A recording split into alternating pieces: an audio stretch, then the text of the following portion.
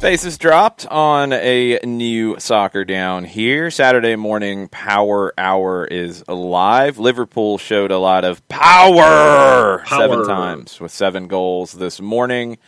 We have more on Gabriel Heinze. We'll take your questions on that. We've talked a lot about it. We'll continue to talk a lot more about it. But if you have anything that has been unanswered, we'll get into it.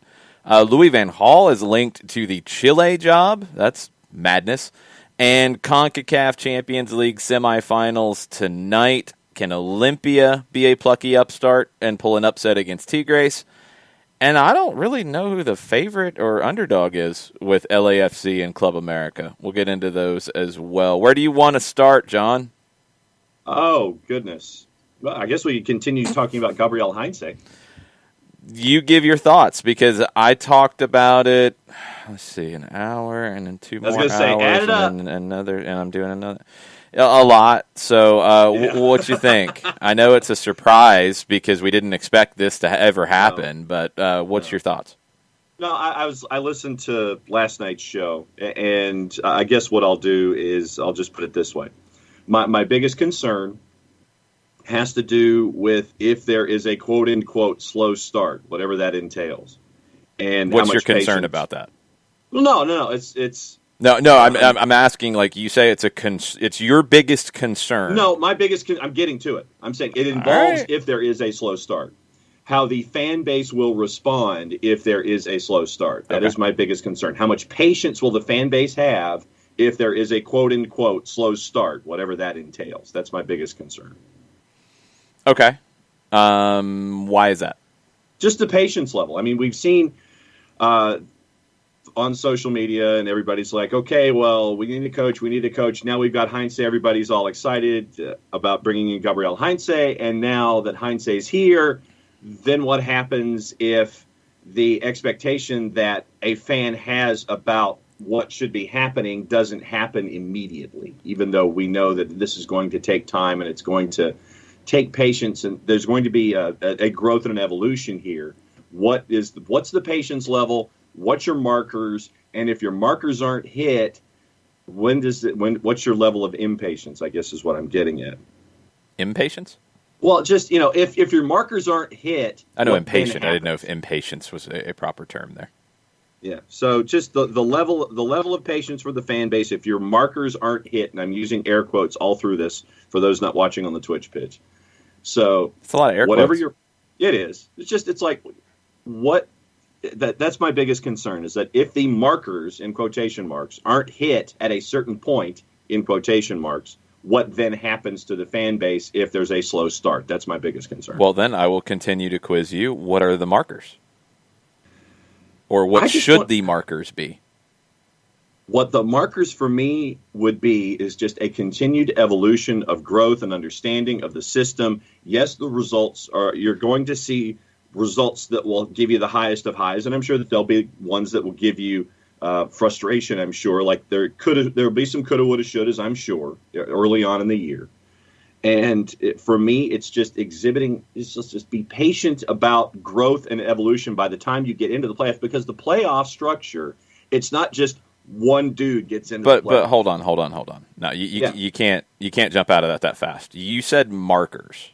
Markers are pretty specific. Like you're saying that if certain things aren't hit, then you can have some impatience. You can be a little worried, whatever. If they are hit, you can't. I'm not saying that you should. I'm saying that the way that we've seen things with the fans, fan bases in general across the board. John, you're jumping around and you're confusing points. I want to zero in on something you said, because you said it.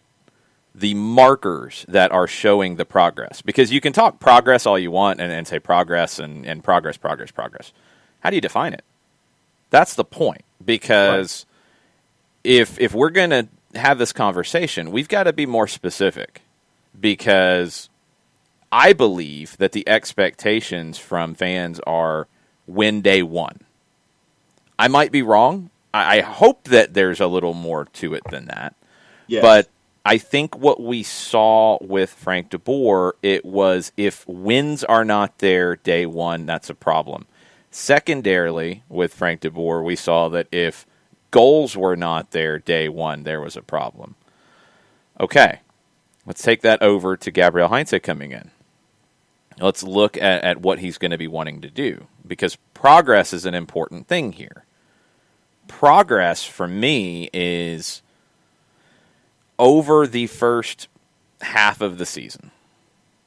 You need to be limiting chances more and more as you go and creating more chances more and more as you go. I want to see increases in those from day one to increases in goal and chances created. Not goals, because you can't necessarily guarantee goals. Chances created. I want to see an increase in that from day one to game 16, 17, whatever the midway point is. Right. And defensively, I want to see a decrease in chances allowed from day one to midpoint. And these are, pretty simple, basic metrics. Possession doesn't really matter because you're going to want a lot of it. If it fluctuates, I don't care. Goals and goals allowed, you get into some chance there. Yes, you're looking at it from a very big picture, but you're looking at more what the production is. And the game is going to be designed around, the game idea is designed around creating chances and limiting chances. Right. Those are the things where you're looking for progress. You can't get wound up about a singular result here and there. And I think the expectations have to be different. The way it's judged has to be different. Let's go back to two goals that come to mind for me that Frank DeBoer's Atlanta United teams gave up, and they're separated by a large amount of time. The goal that was given up to Cincinnati in 2019, that was the equalizer, that was in transition and a bad goal to give up.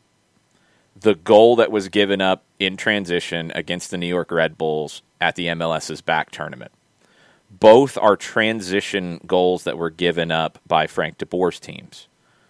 Those were roundly criticized, as they should be, because Frank DeBoer's game idea was different than Gabriel Heinze's. If Gabriel Heinze's team gives up those goals, you have to have a basis of some expectation of that, because you're committing numbers forward, you're taking chances, you're playing in the other half. So you're going to get beat over the top. You're going to get beat with a through ball from time to time. Frank DeBoer's team that is trying to recover and get back and sit deeper can't give up those goals because they can't get caught in those moments. It's a bigger issue for a DeBoer team with his match playing, his game idea, as opposed to a Heinze team. You need to understand some of the differences, because the trade-off is you want to play in the other team's half. You want to take chances and risk with pressure. You want to commit numbers forward. The trade-off is you're going to get beat over the top from time to time, or you're going to get beat with a through ball from time to time. You're going to lose a 1v1, and you're going to see breakaways from time to time. You have to accept that. You can't start booing when that goal happens straight away. Yeah. It has to be, okay, that's the risk that we are running with the way we are playing. We have to be better to prevent that. And you can get into individual mistakes, because that's usually what happens in that moment. And I noticed that saying anything about individual mistakes really got people upset at times last year. But it's a fact. If you are playing within the game plan and an individual makes a mistake, the plan can break down. The plan can be sound. The tactics can be sound. It's not on the manager if a bad pass is made. It's not on the manager if a tackle is missed. It's on the player. That's what happens. And players make mistakes. You're trying to create as many, fixes in the way you play as possible to correct those where those mistakes happen, but mistakes will happen. So you've got to understand that where certain mistakes happen, you're at great risk because you're pushing numbers forward. It's going to be interesting. It does take time. The patience aspect is going to be critical here. The team should grow over time. Training sessions will be critical to this having full success. Being able to properly train a team, and that's going to require the team to stay healthy. That's going to be affected by the schedule. It will get better over time if everything is heading in the right direction, if that direction of travel is proper. You can't guarantee results in this game.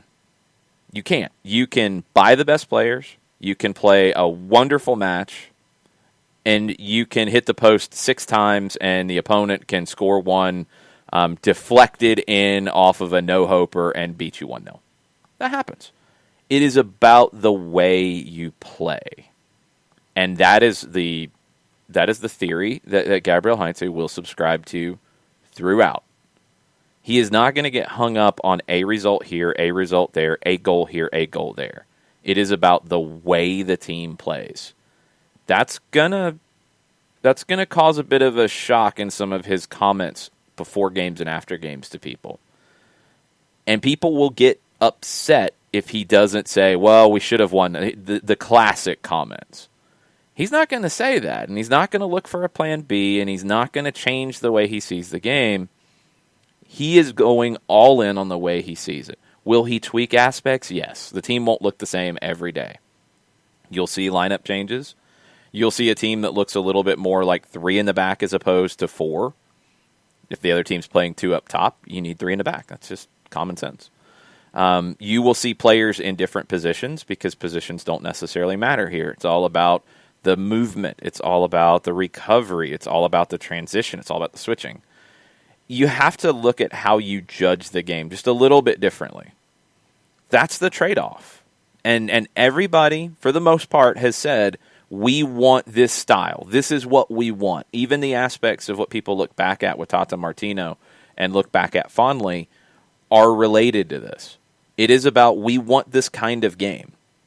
However, just like it was with Tata, there will be moments where there's breakdowns. There will be moments where the team's tired. There will be moments where a player has a bad day.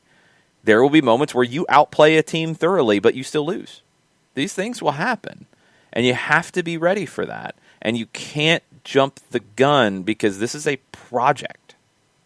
This is not Sam Allardyce coming in to win a game tomorrow, day one. No. This is not a crack on Big Sam. Don't start doing that.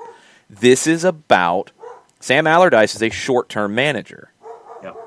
He comes in, as Gwen agrees, she can't stand Big Sam. Big Sam comes in to win the first game he's there for. Gabriel Heinze and managers like him come in to build a project from day one to the last day. That's a major difference in mentality.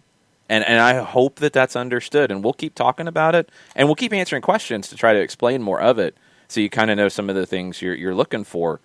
Look, nobody has all the answers. I mean, I don't want it to come off that way. We're trying to tell you what we know. We're trying to give you the explanations that we know. We're trying to break it down in ways that make some sense based off what we've seen with Atlanta United and MLS.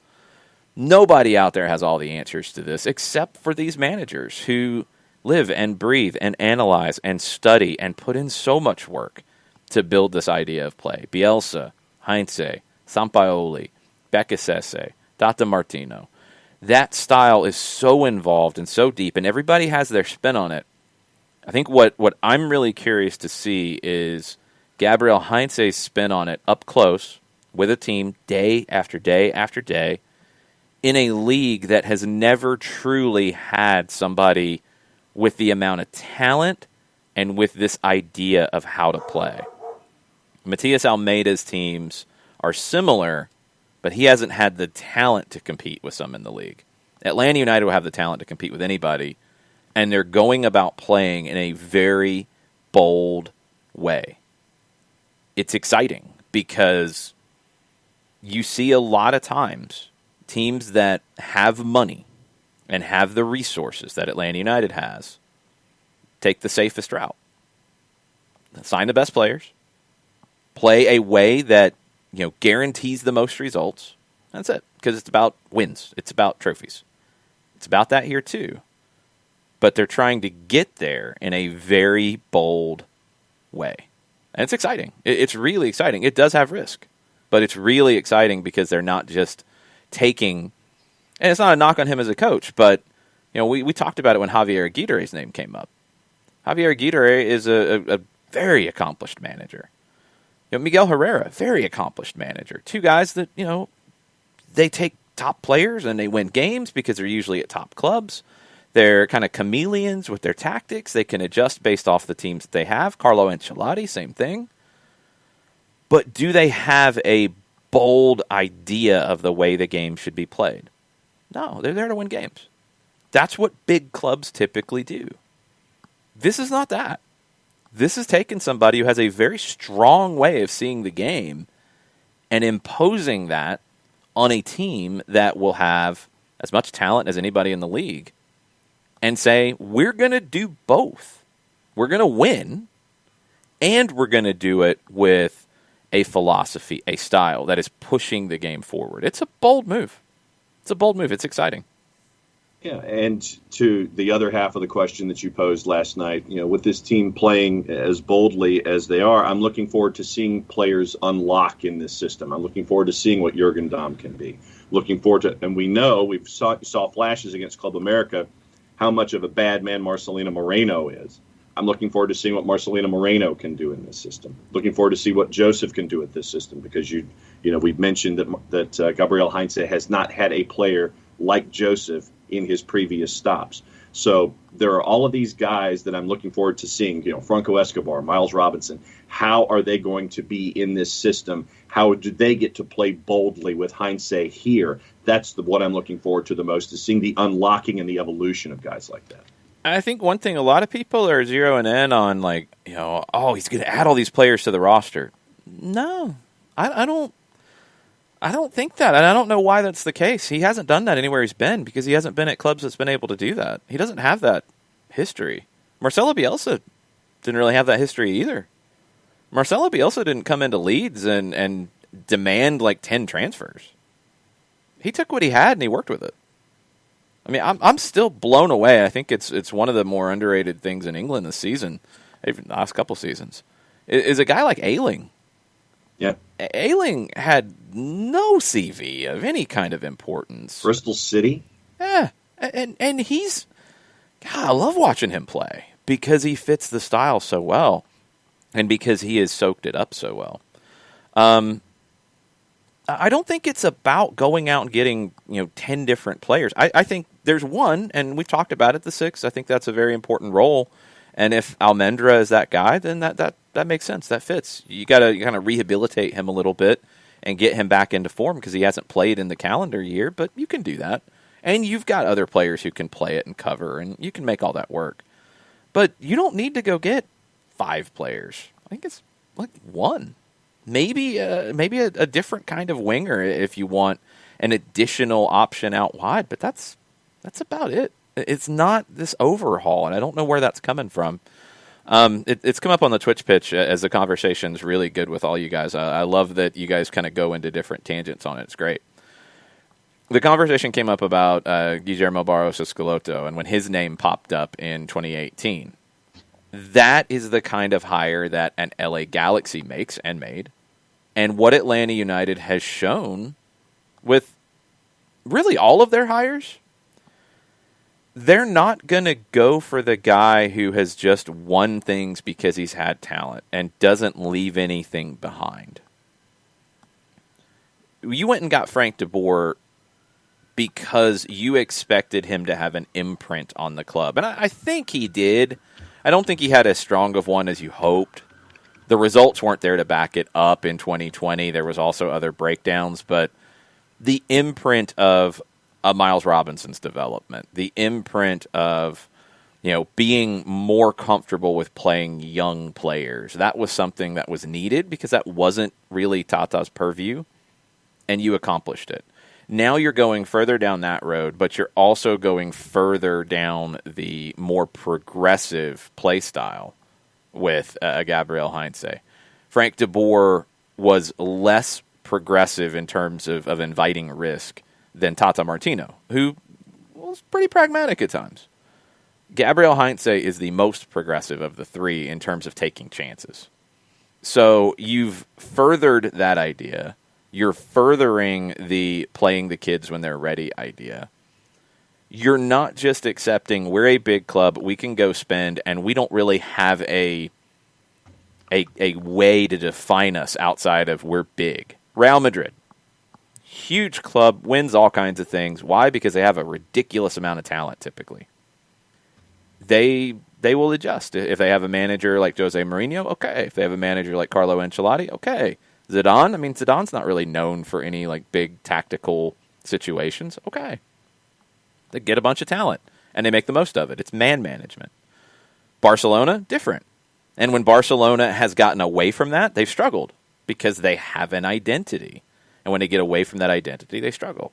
Atlanta United's building one, and they're just a few years in. And now you're starting to define it a little bit more, and that's good. And that doesn't mean it's rigid. And I think that's where the Frank de Boer stuff's like, oh, it's a departure from the identity, and this is a return to the identity. No, because it wasn't ever that big of a departure. It's trying to add to the identity, and he did in bringing more young players through. He was a little more risk-averse than seems like the fan base wanted, and the results didn't back it up enough. And the relationships are the biggest issue with Frank. I don't think there's really any way around that. The relationships with the roster were the biggest issue. So you're going with somebody who is in the same book, if we're going to talk about it in that way, and you're furthering the development of an idea, of a way of play, of a thought about the way the game should be played. The things that Tony Annan and Stephen Glass and Scott Donnelly before him with the twos and all of the academy coaches have been building. That's the other part of it. The identity, the culture of a club, it's not just the first team. Sometimes the first team can't always show that identity because results matter, and they have to go get results, and they have to adapt a little bit to get those results for a short period of time. The academy, results don't matter. You're playing a way to develop players who fit the culture. You're developing the culture. You will see more of the Bello to Conway kind of situations where it's two academy players who have played the game a certain way for years and years and years and years and years, and they understand what it is to be an Atlanta United player. They'll understand it more than a Marcelino Moreno will, who hasn't been here for a year yet. That's why you bring young players through. And that's why you build the way that you're building. It's a process. It's not overnight. And what Atlanta's doing is something that, honestly, we've never really seen in this country. There's not a team in MLS that you can really define by their playing philosophy consistently. San Jose right now, yeah, absolutely. Will they continue that? I don't know. They weren't that before, so I have no idea. Peter Vermes has played in a 4-3-3, but he's changed his philosophy. He was very pressure, I don't need the ball as much for a long time, and one of the reasons he got rid of Dom Dwyer was he wanted somebody who could be more of a possession number 9. He's tried to be more possession. Now, he's worked through that, and he's working in that vein for a consistent period of time, but he's made his tweaks to the philosophy over the years. Maybe they're the closest ones. Red Bulls, that was imported by the Red Bulls ownership, so, I mean, sure, but it wasn't what they did before. Now it is because of their overseas owners. It's a fascinating thing to see, and it's a big picture conversation, and I know at times, we'll get hung up on, well, they should have won this game, well, this player needs to be changed, et cetera, and that's the game too. But what Atlanta's doing with this hire, it is not as slam dunk and obvious as some are trying to lead you to believe, because it's not safe. It's not safe because it is a even more progressive way of the game idea that you have been building. And the other, I guess the third prong of this for me is seeing who continues their evolution from the second team and working their way into the idea of Heinze not being afraid to play the kids. Who are those kids that we will be looking at as their game continues to evolve to get those minutes for the first team consistently this year as well. So that's the other piece of that puzzle for me. Yeah, I mean, that'll happen as it needs to. It's It's good. I'm not I'm not hung up on it because I think when those players are ready, they'll get their time. That's just the mentality of hindsight. So, I mean, don't force it. When it happens, it happens. Right. Phoenix ATL. So last night I said reasonable facsimile, and Phoenix asked if kids would know what that meant. And I hadn't even really thought about it because it's just a phrase. He is proposing that instead of a reasonable facsimile, a reasonable screenshot would be the way to explain it properly in 2020. And I agree. I think that's really good. Yeah. I have to write that down. I'm writing it down right now, actually. Not surprised. Reasonable screenshot instead of reasonable facsimile thereof. Phoenix, thank you for waking up in the middle of the night thinking about crazy things we say on the show. I really appreciate that. Yeah. I'm also a little afraid, to be perfectly honest, but I appreciate you listening and continuing to think about it. Thank you. Sorry about that. Okay, where do you want to get? What do you want to get into next? Liverpool getting 7, I guess. So it goes Premier League. Okay, well, get into it. What do you want? They got 7. They got 7. No, apparently now, according to Ben Jacobs, Crystal Palace have now suffered their worst home and away defeats to Liverpool, and it was 9-0 at Anfield in 1989. Liverpool had inflicted their joint largest home loss, 6-1 in 1994. So Minamino scores 3 minutes in. Mane scores. Henderson scores. Firmino scores 2. Salah scores 2. The biggest thing for me is, Jurgen Klopp, have you not learned your lesson with Diogo Jota? You don't start Salah. Huh? Game's well taken care of. I think it was 5-0 at that point. Okay. 5-0. You put Salah in. He scores 2 goals in 3 minutes. I get it, but did you need to do that? Oh, goodness gracious! I think did he get hurt? I don't know. Did huh? Do I have to? I think it's the hangover. No, it's just. Did he die? It's just the anticipation of. It's like, dude. It's like, I know you wanted to give him some rest and give him some minutes, but it just. You're dancing on the ledge. I just. That's how I look at it. No, John. Do you have his fitness report in front of you? Yeah, I'm going to say no. That's a no. So you're telling Jurgen Klopp that his physios are wrong and that he could play however many minutes that he was deemed to play in this game. I mean, you got to play. Like, you got to stay sharp. But there is an element of load management. This was different. This is a league game. You know, like, the game with Diogo Jota is different than this to me. That game didn't mean anything at that point, and right. It didn't. When you look at the load management, the term that Bernd brings up, which is a very good one these days, there is a balance. You can't just leave a guy on the shelf for a long period of time, but you have to manage how many minutes they play in a certain period of time. And I'm with you. I think at times there's a bad look from some of the complaints, but this isn't necessarily that. It's when you don't use a substitution, period, in a game, and you're talking about players being tired, or you do what you did in the Champions League. I mean, when did Salah come on?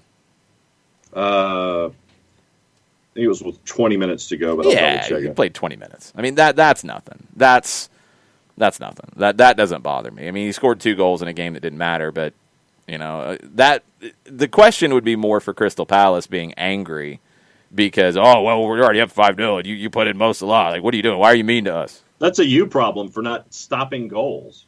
Well, yes, it is, but it's not a you problem for Jurgen Klopp, like hurting him with 20 minutes.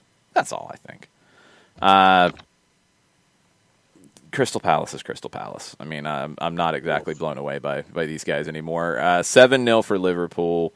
Liverpool right now is on the top of the table. They will be at the end of the weekend. Tottenham is 6 points back at the moment. Leicester is 7 points back.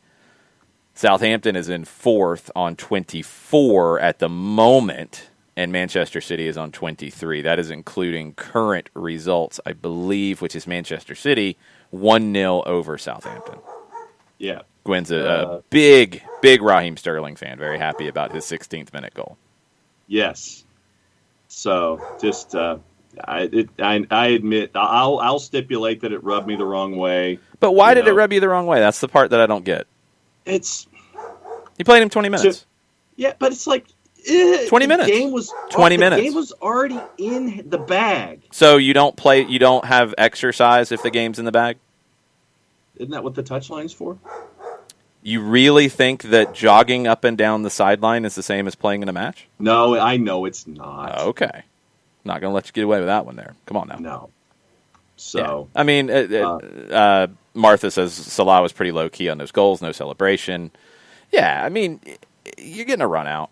And you got to do that from time to time. I have not been following Liverpool closely now, so I don't know what his workload has been. Right. You can't make that call, just like we talked about patience and talking about big picture. You can't say it's bad without getting into, he played this amount of minutes 3 days ago, he played this amount of minutes 5 days ago, he played this amount of minutes 7 days ago. You know, like you got to look at the big picture with it. 20 minutes here doesn't change anything. To me, it doesn't anyway. Yeah. All right. So that's the big takeaway for me this morning is the Crystal Palace. I'm wondering if Guaita even made a save today and destroyed so many fantasy teams.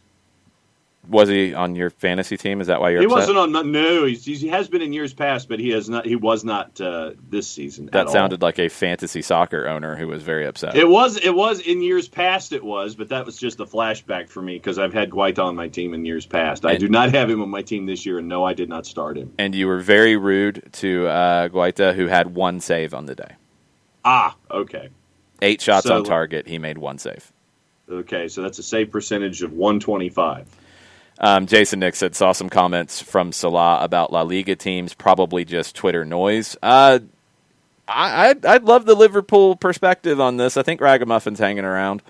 Nathan Pugh? There's a couple different things on this. Mo Salah has done a couple of interviews, and there were 2 different things that jumped out to me that I'm like, what's going on here? The comments about Real Madrid and Barcelona and him putting himself into the Ronaldo and Messi level, I thought maybe it's taken out of context. Maybe there's a little bit of work done by the writers there, so I might give a little bit of the benefit of the doubt. He didn't rule out ever going to Real Madrid or Barcelona. I think when you're at a club like Liverpool, you shouldn't be talking like they're so much bigger. That's a little disrespectful to your employers. And also, the Telegraph had something separate that said Mo Salah has risked upsetting Liverpool after admitting he was, quote, disappointed, unquote, to be overlooked as the club's stand-in captain. Salah thought he would be handed the role for the Champions League match against Midtjylland, but Jurgen Klopp opted for Trent Alexander-Arnold. Really? So now we're going to start when you've had 2 amazing years. You have been celebrated worldwide as one of the best players in the world. Now you're going to start looking at Barcelona and Real Madrid and saying, they're so great, and they're 2 of the biggest clubs in the world. And I'm happy where I'm at, but they're big. They're big. Happy where I am. But I don't know if that's what he said. Stop. Stop. But that's just the impression that I'm getting. It's like that's the impression I'm getting from him. I'm not don't turn into a British tabloid writer, John. Don't do that. It's like what with 3 years left on your deal, you're sitting there and you're running talk about allegedly Real Madrid. He might have been asked about it. Hold on, that's why I said you got to get the full context. They might have said, "Hey, would you ever go play for Real Madrid or Barcelona?" And he might have been trying to be nice to the person asking the question as you pound the keyboard. I'm looking for the full quote. It's not about the full quote. You don't have the full conversation, and you're not going to find it. It doesn't matter. That doesn't matter. Do you understand what I'm saying? Yeah. Because if I ask you, would you ever play for Real Madrid or Barcelona? Like, if you say nice things about Real Madrid or Barcelona in that answer to that question, okay, might not be anything. That's why I said, like, we don't know the full context. But he talked about it, and he didn't mention Liverpool unless they cut it out, that I'm at one of the biggest clubs in the world. But yes, they're 2 of the biggest clubs in the world.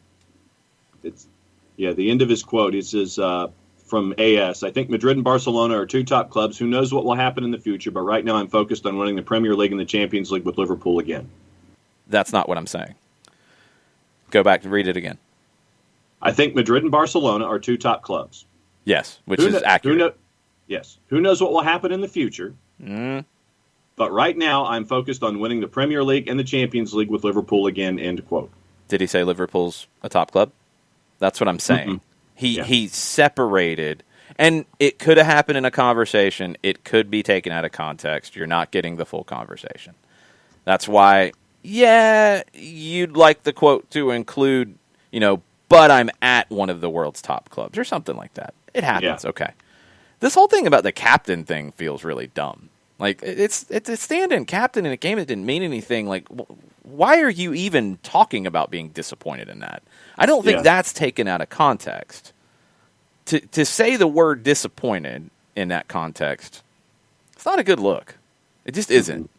So these 2 different things, maybe nothing, maybe the knives are out in the tabloid press, maybe people just need to sell some papers. I don't know. Keep an eye on it. I don't think he's angling for a move, but I don't know if he's making his club very happy with the stuff coming out around him right now, and we'll see how that gets handled. Agreed. I'm sitting here. I found the article. I'll scan it later. Yeah, I mean, that's not what I'm saying. You're not going to get the tape of the conversation. Have you ever seen a writer take a conversation out of context? A couple of times. Yeah. So I'm not going to go just because of the article. And what publication is it in? AS. Yeah, it's in Spain, which is home to which 2 clubs? Last time I checked, it would be the Barcelona and the Real Madrid. And would they be wanting to hype up their own clubs? Yes, so you can continue to drive viewership, readership, and listenership. Yes. Yeah. Now we're connecting dots. We'll see. So it might be the Spanish tabloid press. We'll see. Anyway, Chris Wilder. He said he's not going to step down at Sheffield United. Oh, now you don't like Chris Wilder. You were telling me all about Chris Wilder last year, how great he was. Well, last year, like I said, he's not great anymore? I like the new things, and then the way that I look at Sheffield United. Okay, here's how I view You went all about him. Now I want to hear it. Okay, so here's how I look at Sheffield United. Last year, it's like the pitcher that you call up from AAA for that major league start, and you don't have a book on him, and he'll go like 5 2/3, and he'll give up 1 run, and he'll get that major league win, and then he stays up with the big club. And the first time through the league, you do pretty well. You've got that ERA under 3. You got a couple of wins. Everybody's sitting there looking at you. Maybe you got a Player of the Week thing from Baseball America. Then the second time through the league, you start getting lit up because the league adjusted to you and the book is out and they know how to go against you. Right now, that's what I'm looking at in Sheffield United in 2020. The book is out on Sheffield United. You ain't scoring goals. Hold on. What? Chris Wilder's and such Dean a Henderson great... And Aaron Ramsdale is not Dean Henderson. Well, no, now you're saying 2 different things, John. This is why I'm questioning you on this. We're trying to get to the bottom of your Chris Wilder dislike now. So, the book's out on him, but he doesn't have as much talent as he had before. Those are not the same things. His style is not anything where there's a book needed to be out. Gwen really wants to go play with her friend outside right now, by the way. Oh, I thought that Gwen was going off on Sheffield United and Chris Wilder, too. She might be barking at you. I don't know. But she is doing... I mean, this is the thing with Chris Wilder. You said it at the end. Who does he not have? Dean Henderson. Pretty good, right? Yep. Who else does he not have? You said 2 names. Oh, no, I said Aaron Ramsdale is not Dean Henderson. Got it. Sorry. Okay, so he doesn't have the goalkeeper he had before. Nope. Would you say their talent level is as good as it was last year? No. So it's not about a book, because his book isn't anything special. Playing a 3-5-2 is not a book. It's playing a formation. That's it. Like, there's no real complex things about it. The fact that it was such a shocking development in the Premier League and in the media is what it is. They're just not as good. Mm-mm. it's not. He's not a minor league pitcher who comes up with some tricky pitch that everybody has to get used to. He's just a manager, and he's got a bad team. And maybe he was able to navigate that before. Maybe he had players playing over their heads. Maybe he lost some of his talent, which I think he did here. And Sheffield United's a team that was in League One 4 years ago. So why are we surprised that they're the worst team in the Premier League 4 years later when they have lost some talent? We shouldn't be. It doesn't mean Chris Wilder's a bad manager. It just means he's at a team that's not that good, to be perfectly honest. I mean, who do they have that is a top player in the Premier League? I would have said some of the defenders from last year who were getting a lot of attention, but the goal scorers, the answer is not the goal scorers that they have, considering that they have one, McGoldrick, who has 4, and no one else has any other but 1. Baldock was getting attention at the end of last year with a transfer. Getting attention where? No, inside the Premier League. Other teams in the Premier League were looking to poach that talent. Who? Not a top team. I'm trying to remember, but I'll have to dig it up. It wasn't Manchester City, right? No. It wasn't Liverpool, right? No. I think it was Leicester. Yeah, okay. You answered the question. Yeah. And Leicester does a good job of getting undervalued talents. But Jason Nix asked, do you think Sheffield United will get rid of Wilder in an attempt to stay up? It's pretty hopeless at this point. I don't think they will, based off what was said yesterday. Earlier in the week, the club's owner, Prince Abdullah bin Mossad bin Abdulaziz Al Saud, that's a long name. Wow. He said that they would stick with the Englishman no matter what. And Wilder is a Sheffield United guy. I mean, he's been there since 2016. He played there before, too. You know, they're not going to make the move on him knowing that they just don't have as much talent. Now, he said about stepping away, he said, I'd only do that if I thought it was the right thing for Sheffield United. That's the only time I would do that. The club means far too much for it to be about me. It's about what happens for the football club.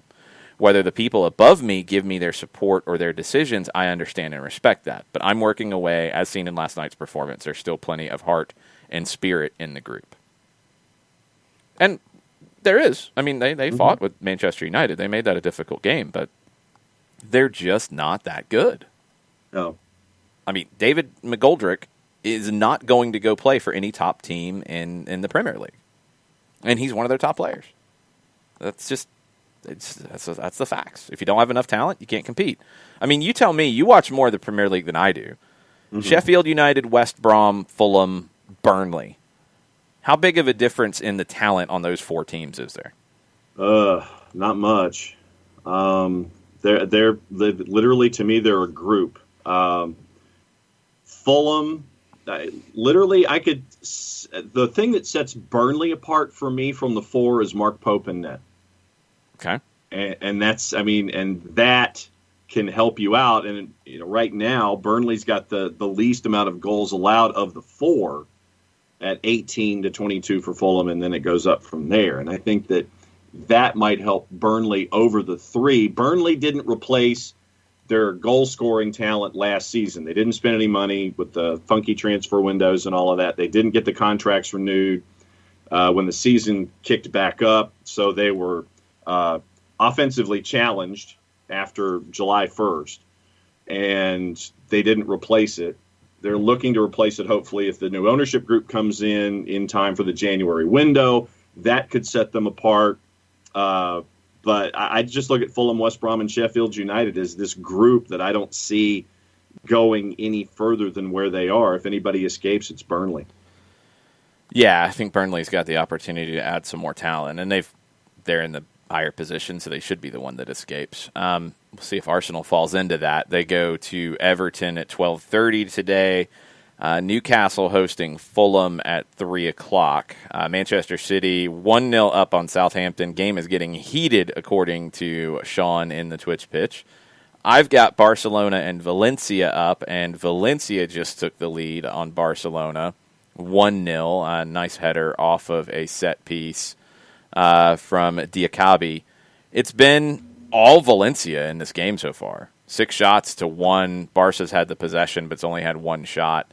Really not a lot in it for Barcelona at the moment. Messi is starting. Griezmann, Coutinho are starting as well. Pedri is starting as well, player to watch. Dest is on the field as well for Barca. So, other games going on at the moment. Borussia Mönchengladbach 1-0 up on Hoffenheim. Eintracht Frankfurt 1-0 up on the road at Augsburg. Arminia Bielefeld is 1-0 up on Schalke. Not a huge surprise. Schalke just keeps losing and losing and losing. They have changed their manager. We'll see if that has an effect. So far, not so much. And Leipzig and Cologne are scoreless in the 60th minute. Fiorentina and Verona 1-1 in Italy, 86th minute. You've got Parma and Juve at 2:45. In Germany, you've got Leverkusen hosting Bayern, kind of a big game, at 12:30 on ESPN+. Lots of games to watch during the afternoon. 2 games to watch tonight that are very important. Concacaf Champions League, you've got Olimpia and Tigres in Game 1. And you've got LAFC and Club America in the nightcap, which is getting all kinds of play in Mexico right now and getting a lot of play in Los Angeles and should be getting a lot more across the country in the soccer media. But these 2 games will decide who makes the final. Tigres is a huge favorite, I would assume, over Olimpia, as they should be, even though Olimpia is on a long not losing streak. They've been on a long winning streak, I believe, as well. The other game, I'm really curious to see what the numbers are. I haven't looked. LAFC in the aggregate, courtesy of our friends at Odds Portal. And remember, this is a composite of about a dozen different juice box services. LAFC is a plus 102, basically dead even. Club America a plus 230, and your draw a plus 250. They're giving LAFC the favorite. I didn't expect that. It's just so hard to read LAFC right now because they haven't played in a long time outside of the game on Wednesday. So how do they recover? Bob Bradley said Vela's getting closer to being back fully in full form. I mean, he's back, he's playing, but not as sharp as you would like for him to be. His first game back was August 22nd. They were kind of starting to ease him in, and he said great players still need to train and play. It's how you get the rhythm. They haven't really had that. So how does he respond to playing a few days ago? We'll have to see. Diego Rossi, Brian Rodriguez, you need more from them.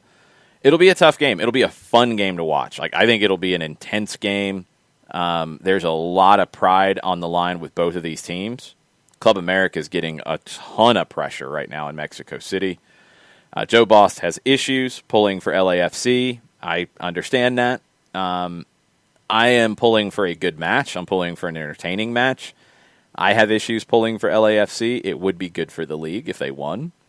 I don't really like Club America, so it's not that hard for me. I'm just hoping the MLS team wins, and I won't get too worked up about it. I'd love to see Olimpia pull the upset. How big of an underdog are they? Plus 520. Yeah, that's what I thought. Tigres is the favorite to win the thing at this point against either Club America or LAFC. Olimpia, it's almost like you just have to take it in 15-minute chunks. You just want to keep surviving each 15 minutes and extend that game as long as you can. The longer you keep Tigres off the board, the more of an opportunity you have for something crazy. Bingston's a good forward. He can get you something, but I don't know if they can keep Gignac out. I just don't think they can keep that attack out. I think it ends up being like a 4-1 Tigres. Maybe it takes them a little bit of time to break through, but I think once they do, Olimpia knows that they're not going to be able to score a bunch of goals against them. A 1-0 win for Olimpia would be like the ideal. I don't think they could expect to score more than a goal, but I don't think they can keep Tigres off the board. You give up one, I think it all starts to fall apart. Yeah. Club America, LAFC, I'm going to go with an LAFC win here. I think Club America will struggle to get into gear. I think LAFC will I think Bob Bradley will have them prepared. I really do. And I think it'll be a tough one, but I think 2-1. And goals from Rossi and Vela. Okay. I was going to go Club America in penalties. Okay.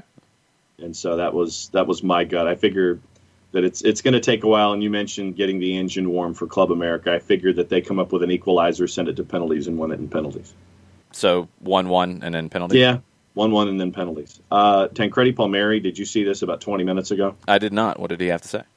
Luis Suarez has admitted to Italian authorities to have received in advance the answers to pass the test for Italian language. Oh, no, he admitted it? He admitted it. Oh, boy. So he admitted that he got the answers. Did he say who he got the answers from? I will go down Tancredi's timeline. Tancredi's timeline. Because if he got the answers from the people who were administering the test, they've been punished. If he implicates Juventus in this, wow, that would be amazing. Let's see. So someone asked Tancredi, what does this mean for Juventus? Tancredi says, Juventus defense saying they had no interest anymore in signing Suarez. Authorities questioning then why they moved their lawyers to organize everything before allegedly a leak alerted them, and also why they referred false info on contacting the minister. That's not how the timeline worked. They were interested in signing Suarez until it looked like they weren't going to be able to get this done, and then they started to look at other things. But there's enough out there already that Juventus was involved with something here. Yes. Something. Joe Boss, you and Jake, go have some fun. Thanks for hanging out this morning for a little while. Sixth Gear is saying 3-0 LAFC, and then Herrera's fired and goes to Toronto. I don't think Herrera gets fired. I mean, unless it's got to be more than 3-0. Yeah. He's not on complete capitulation is the word. He's not on that hot of a seat, I don't think. I don't. Burns says, I think the big advantage LAFC has over MLS teams in CCL is that Concacaf refs treat Vela as a Mexican star, which he is, so he gets the calls. Atlanta would never get these calls. That's true. Maybe they'll respond differently to Heinze. Because they might see him as a world star. I'll be curious to see that because, Tata they knew as a manager, but we didn't see Tata in CONCACAF. Frank they knew as a player, but he was European. Heinze might be looked at differently by these referees. I'll be curious to see. I'll be really curious to see it. Sean is requesting a watch party tonight. Sean, you might be on your own on that one. We'll see. We'll see how it goes. I will send out a bat signal if that happens, and it might just be a chat function or something like that. I don't know if it'll be a me on camera watch party. It might be more of a chatting away watch party. Maybe we do something like that. We'll keep you posted. I'm working too, and I don't know if you guys do Discord or anything like that. We're gonna set that up, and that's essentially like the way we would use it would be like the chat room in Twitch, which was a lot of fun during the Atlanta Club America match, just, typing old school style on the chat room. Discord would be that. It would be private for subscribers to the Twitch. It'd be private for our Patreon members as well. Working on it.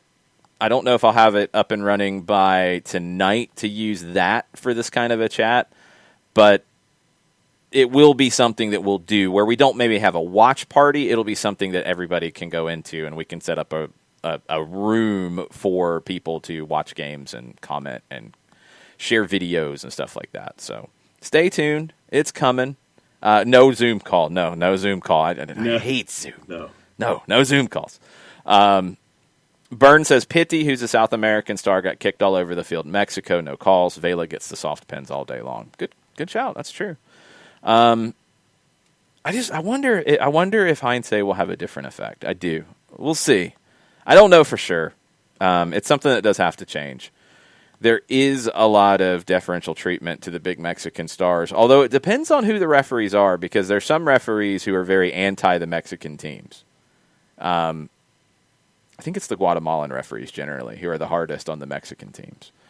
So we'll see. It's got to get better because, look, I mean, the best referees in CONCACAF are from MLS, and from Mexico, because those are the two biggest leagues. They're dealing with the most high-profile games, and they're the referees who can't do the games with American teams against Mexican teams. So you're getting an inferior level of referee because they're coming from inferior leagues. And that's tough. And Concacaf has got to work with the U.S., Mexico, FIFA to get better with that. Maybe it's Concacaf and CONMEBOL working on an exchange and a development program.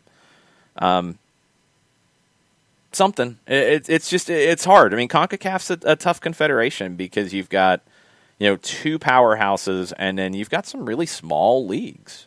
And it's hard to get the development in those leagues up to standard. It's tough.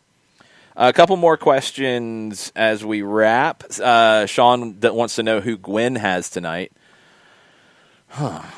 It's LAFC doesn't have an animal mascot. Club America has the Eagles. Gwen doesn't like large birds, so I'm going to go with LAFC on Gwen's behalf. Okay. I'm going to go with that. Sean also wants to know, do you think Miguel Almiron needs to go to another team? Yes. Yes. I 100% agree with that. Yes. I just do not understand what's going on this season with his playing time. I don't know why he wouldn't have been playing more all year long. Mm-hmm. I don't know if it's ever really been explained. I mean, he started 6 games. Yeah. Like, what? Why? 11 appearances, 6 games started. He had a good year. Like, it never made any sense. So, yes, he needs to go elsewhere. This January market's going to be really weird and hard to predict because you're going to have some who have to sell, and you're going to have some clubs who don't really have the money to buy, and you're going to have teams and players or some players who need to move, like Miguel, and who's going to have the money for him? I just don't know. I don't know who's going to pony it up. The window, I believe, without looking it up, and we'll confirm as we get a little bit closer, I think it's the month of January. I'm not sure what the deadline date is, but I think it opens on January 1st for the European leagues. Remember, in MLS, it technically doesn't open until February, but moves will get announced when players make those moves to come into the league. They're just not registered until February when it opens. That's just a paperwork situation. So January will get crazy.